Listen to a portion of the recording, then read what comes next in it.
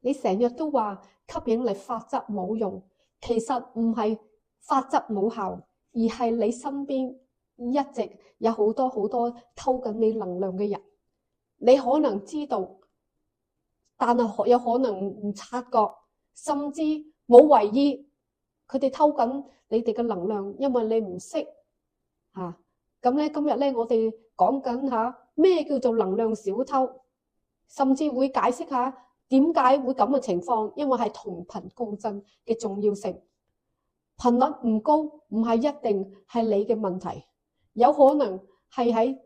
俾偷咗你嘅能量嘅人嚇，偷咗你都唔知道嗰種情況。所以咧就係點樣可以去判斷究竟我自己啲能量有冇人偷走？其實好簡單，當你同某一個人傾完偈嘅時候咧，佢就精神奕奕，啪嗰個 pat pat 就走開，但係你自己咧就係個情緒非常之低落喎。呢啲咁嘅情況就係俾人哋偷咗能量噶啦。Hello， 大家好，我係 Monica， 我係你嘅好朋友，同時亦都係你哋嘅心靈能量成長嘅導師。過去咧我都幫助咗唔同大小30至50歲嘅姊妹們，同佢哋改善呢個潛意識嘅顯化，增強佢哋嘅能量。咁咧就係有3大嘅能量小偷喺你周圍嘅，可能你冇察覺到，但係我一講你就係喎係喎係喎，嗱即刻知道啦。第一類型咧，我哋咧就叫做是非精嚇，成日都喺人哋面前咧講人哋壞話嘅。呢類型嘅人咧，你最好嘅少接觸，因為點解咧？你 focus 咗喺佢啲負面嘅能量嗰度，佢就會拉低咗你自己嘅振頻。所以咧，講是非嗰啲人越講越興奮，越講越精神嘅，就係因為咁啊，因為佢攞走你啲能量，你就收起咗佢啲負能量喺你身上。第二樣嘢咧就係情緒垃圾桶。有啲朋友咧就成日都呻嘅，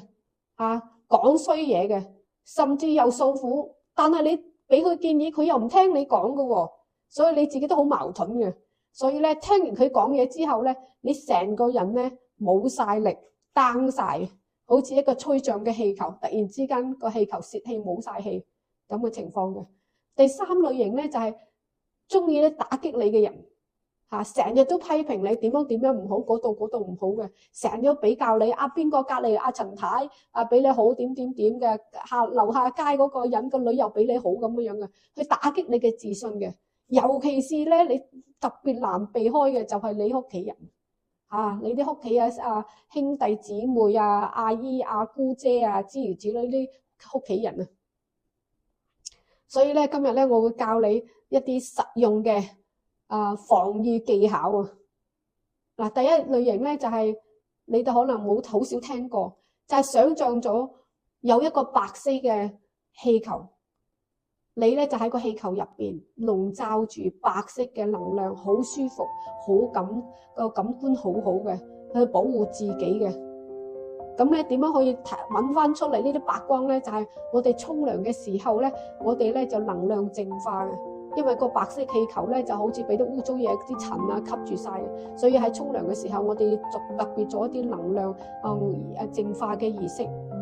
我哋咧有沖緊涼嘅時候咧，用啲海鹽放喺個手掌嗰度，慢慢咁樣帶落嚟，唔好拉上拉落，就咁樣撥落嚟。一路撥嘅時候咧，我哋就講邊度嚟就撥翻去邊一度啦。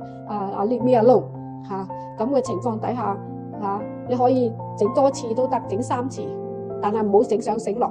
咁呢啲水咧就會留住你手指，去到你手指尾嗰度流翻落嚟嘅。所以呢啲咁嘅情況就係咁啊。所以咧就係屋企，有時屋企人咧，我俾你嗰個非常之幽默嘅方法。你一聽到邊個講咧，開始講是非啦，咁你就同我講邊個有開 concert 啦，有開波啦，大家睇住啦嚇。咁你就醒水啦，就閃開啦。所以第4點咧，我哋咧就係為點解顯化會失敗咧？就係因為你違反咗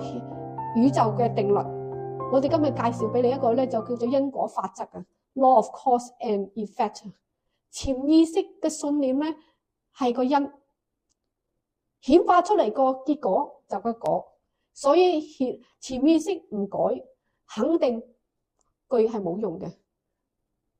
例如我舉兩個例子，好似馬雲同埋 Elon Musk 咁樣樣，佢哋咧真係點樣可以活出宇宙嘅法則？好似 Elon Musk 咁樣樣，佢相信自己可以做得出去宇宙去呢個做呢個探險啊！第一次唔成功，第二次又唔成功，第三次唔成功，佢都繼續做到為止。你睇下今日嘅成就，就係因為佢相信係有呢樣嘢可以做到啊！嚇，阿馬雲亦都係咁樣樣，佢試過好多次失敗，佢都係唔氣餒，繼續做嘅。所以咧就認數咧，宇宙嚟講咧係對潛意識嘅法則要負責嘅。你講咗就要做嚇，所以好多人唔成功就係因為佢對自己唔夠有自己嘅信心唔夠堅持。有啲人成功就係對自己有信心有堅持所以呢一樣咧就係宇宙嘅法則。所以咧只要你願意接受你嘅人生可以從時嚟過嘅所以咧就財富自由顯化呢樣係好緊要嘅。所以咧我係 Monica 係幫助各位30歲至50歲嘅媽咪去點樣好重新去改寫你哋嘅人生，得到自己想要嘅自由嘅快樂，呢樣係好緊要嘅所以咧大家有啲乜嘢嘅問題可以咧響樓下寫低或者聯繫我，寫低你想有啲咩問題，我哋可以一齊研究下記住同埋即刻點擊我個聯繫方式，我會送價值1000蚊嘅免費諮詢所以咧如果